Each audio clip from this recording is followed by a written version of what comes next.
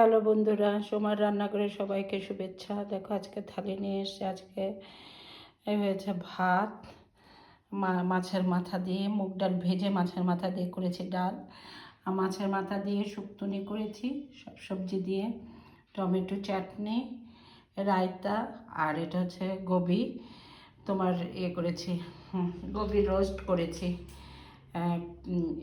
পোস্ত, চার মগজ, পেঁয়াজের আগে বেরেস্তা করে নিয়েছিলাম, আর চার মগজ, পোস্ত, দই, কাঁচা লঙ্কা, আদা সব একটা পেস্ট বানিয়ে নিয়েছি। পেস্টটা দিয়ে তারপরে গোবিটা আগে একটু ভেজে রেখেছিলাম তেলে, তারপরে পেস্টটা দিয়ে, পেস্টটা যখন কষে এসছে তখন ওটার মধ্যে পেঁয়াজ বেরেস্তাটা দিয়ে ভালো করে মিশিয়ে তারপর গোবিটা দিয়ে একটু নুন আর মিষ্টি দিয়েছি, হলুদ দেয়নি।